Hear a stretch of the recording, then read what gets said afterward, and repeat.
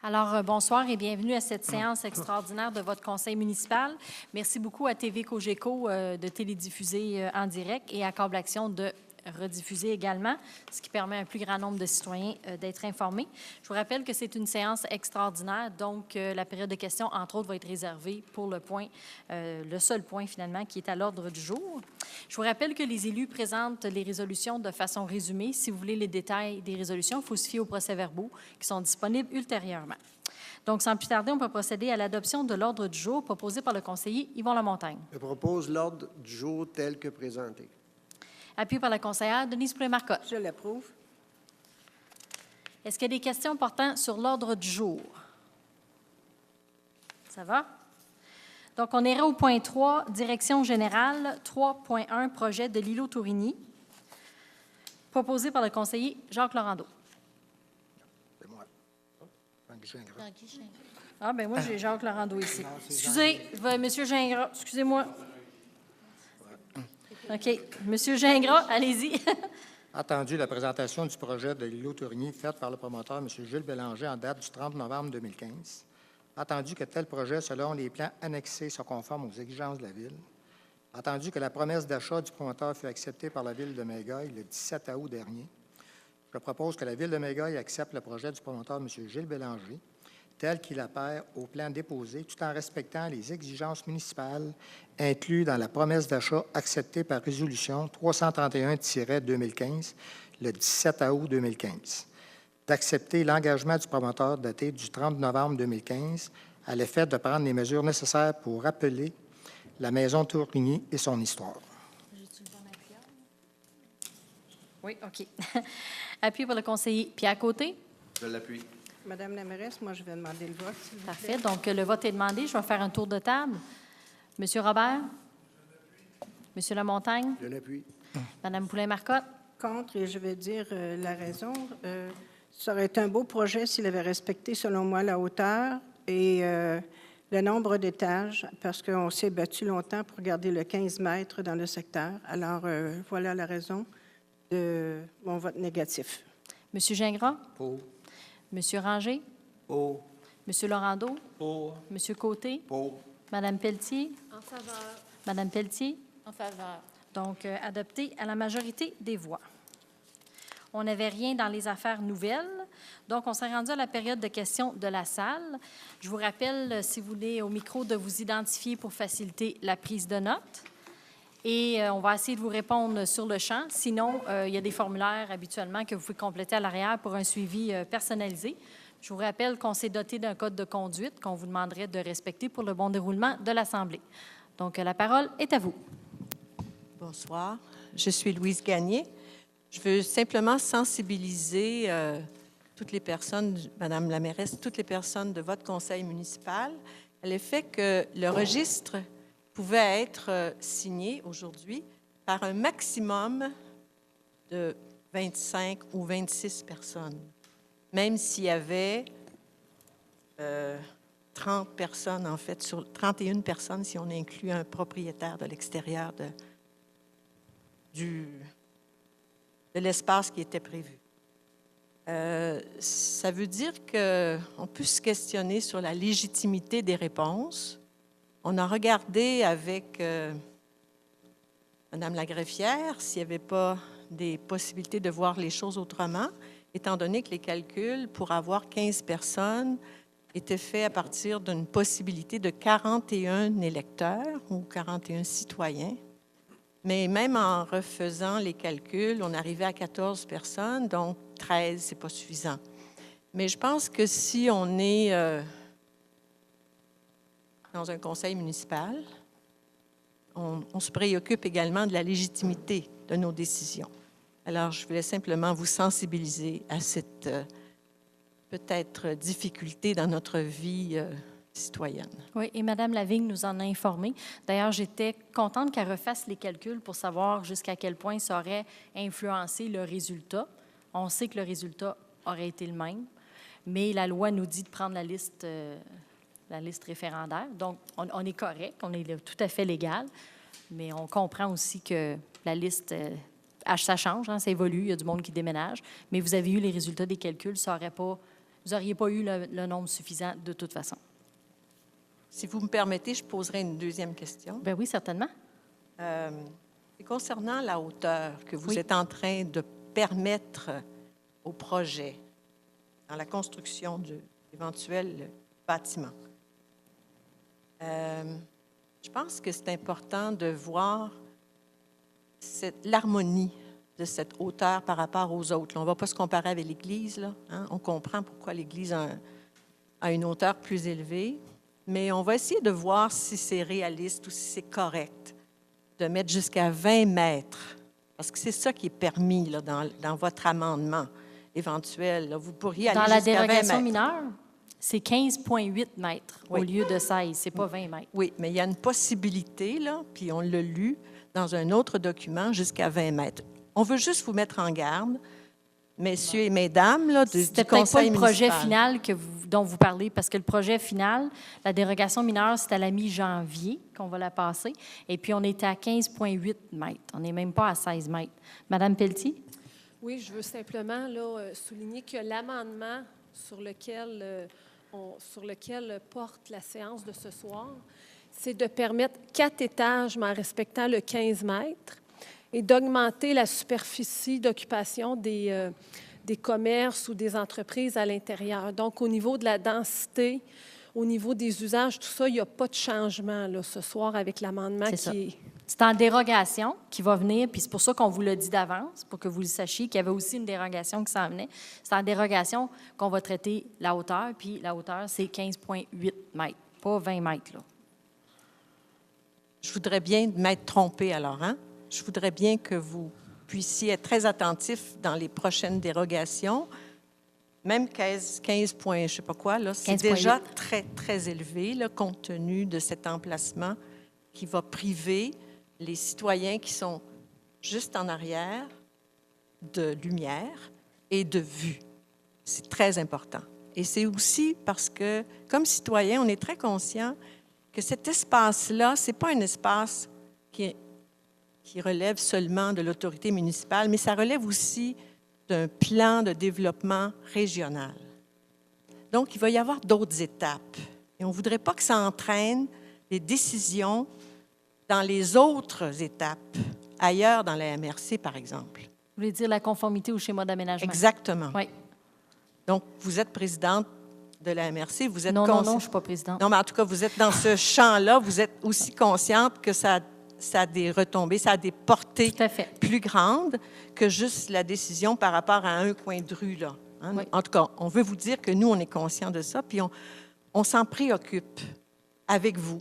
Disons ça comme ça, on s'en préoccupe avec vous. Je ne sais pas qu'est-ce qu'on va pouvoir faire avec vous, mais en tout cas, on s'en préoccupe. C'est bon. Message Merci. reçu. Merci. Est-ce qu'il y a d'autres questions, commentaires?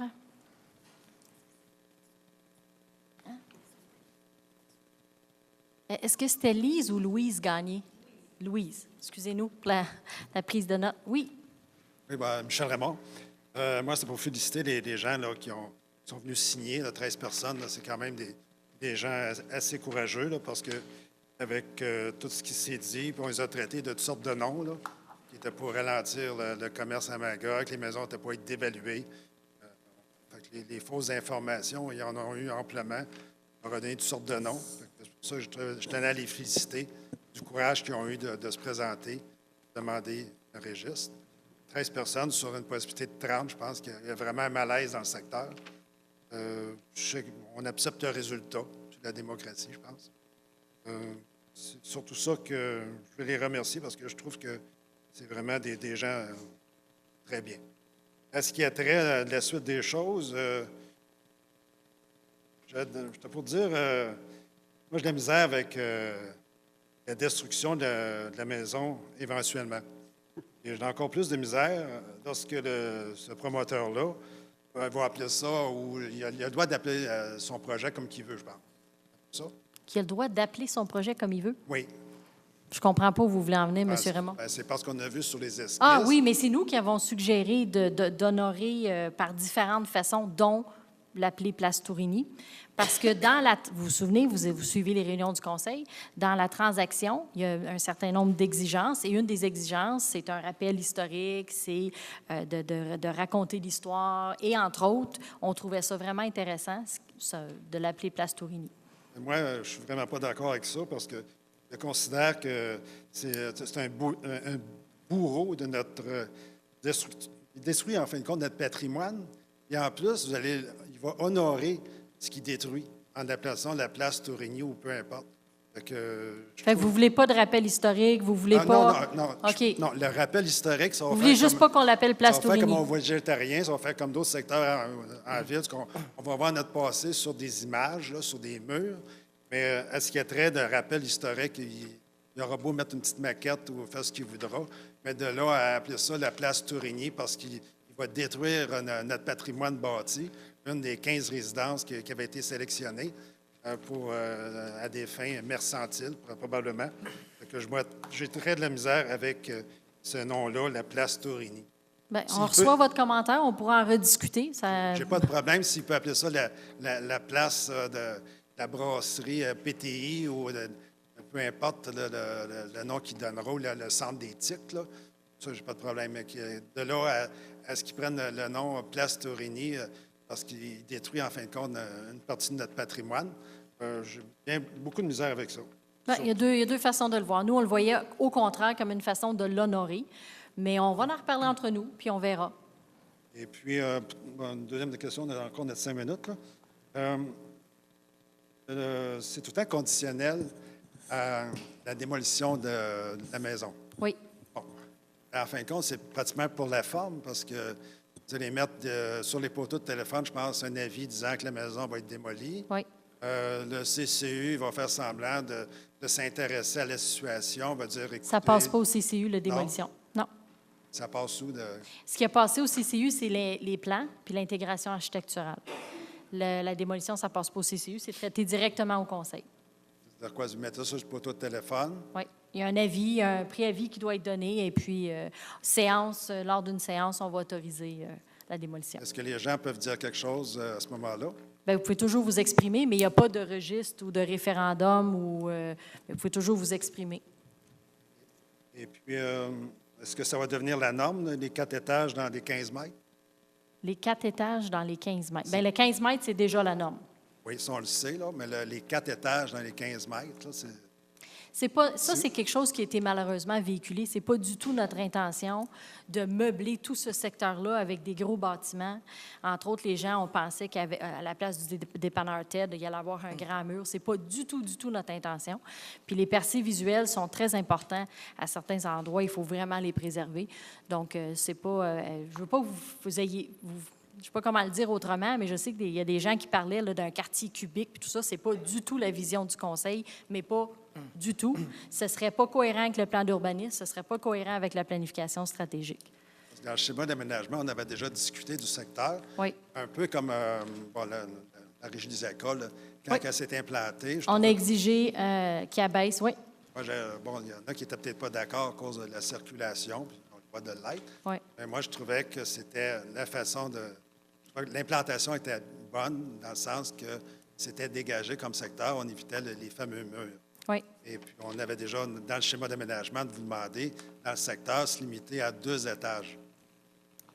Encore pour améliorer la situation. Bien, je ne sais pas ce qui est prévu au nouveau plan d'urbanisme. Je sais qu'on en a parlé, mais la vision, surtout parce que là, vous n'allez pas être d'accord avec moi, mais je vais vous l'expliquer quand même. En face de l'îlot Tourigny, c'est encore plus important parce que là, on cache des percées visuelles vraiment importantes, d'où pourquoi on a été si sévère avec la SAQ.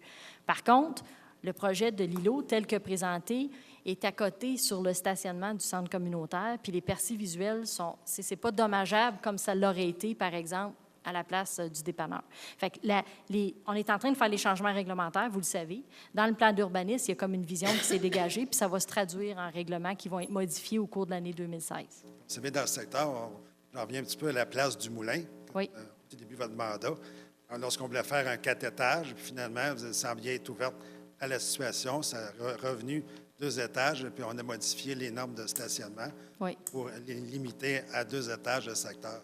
Oui. Je pense que dans le secteur, ça devrait être rabaisser même, idéalement, à 2 étages. Bien, on reçoit votre suggestion.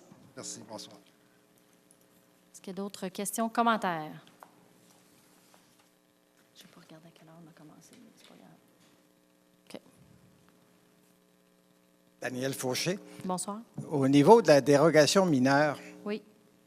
il y a un avis qui a été publié dans le journal local le 16 septembre Oui. qui explique cette dérogation-là. Oui. Et là, on parle d'une hauteur moyenne de 16 mètres, et on parle à un autre endroit d'une hauteur moyenne de 20 mètres en tenant compte de la terrasse qu'il pourrait y avoir et tout ça. Alors, est-ce qu'il y a quelqu'un qui pourrait nous expliquer que ça, là, c'est pas 15,8 mètres, puis comment on arrive à ça? Bien, j'aimerais ça vous l'expliquer, mais je n'ai pas le projet sous les yeux, puis ce n'est pas le sujet ce soir. Mais je vais vous revenir avec la réponse quand on va l'adopter, la dérogation, parce que je ne voudrais pas vous induire en erreur, parce qu'après ça, vous allez le dire dans les médias sociaux que je me suis trompée de 0,2 mètres. Fait que je ne vous répondrai pas ce soir, parce que je n'ai pas le projet de dérogation mineure sous les yeux. Mais à la prochaine séance, quand on va l'adopter, je pourrai tout expliquer le détail. Puis, quand il y a des dérogations mineures, vous êtes invités aussi à venir les commenter. OK. Maintenant, pour la suite des choses, je présume que dans cet édifice-là, il n'y aura pas de la place pour 400 employés. Or, M. Métra, dans le journal d'aujourd'hui, parle de ça. Alors, les gens qui n'iront pas dans l'édifice de M. Bélanger, ils vont aller où? Bien, il y en a déjà. Il y en a déjà à Magog des entreprises en TI. Non, vous parlez d'un quartier des technologies de l'information et des communications C'est un article qui est paru aujourd'hui, ça? dans la tribune d'aujourd'hui. Ah, je suis désolée. Je M. l'ai pas Métra lu. est là, mais... Non, c'est pas aujourd'hui. OK. Bien, je ne l'ai pas lu, fait que je ne peux pas commenter quelque OK. chose que je n'ai pas lu. Je suis Mais désolée. puisque vous parlez d'un quartier d'éthique, Oui. ça veut dire que vous êtes en train de circonscrire la présence d'éthique dans cet environnement-là qui est entre la baie de Magog et le centre-ville. Oui, puis on l'a expliqué pourquoi. Puis on a expliqué ce que ça voulait dire, le quartier d'éthique. Parce qu'il y a des gens qui pensaient, comme je disais tantôt, que ça voulait dire qu'on allait avoir plein de gros édifices carrés entre l'entrée de la ville, puis c'est pas ça pantoute. C'est juste, la loi nous oblige à circonscrire un territoire pour être capable d'adopter un règlement de crédit de taxe pour inciter les gens à rénover. Donc, pour répondre à votre question, ils vont se loger où? Ils peuvent se loger partout dans ce secteur-là et même ailleurs où l'usage est permis. Puis il y en a déjà sur le territoire. Mais le quartier tel que circonscrit, on vous l'a présenté, ça a été adopté, là, le règlement. La définition géographique du Oui. quartier, Oui, ça a été adopté, ça a été présenté, ça a été adopté unanimement ici. OK, c'est disponible au greffe. Mais oui, tout à D'accord. fait. C'est bon. Merci.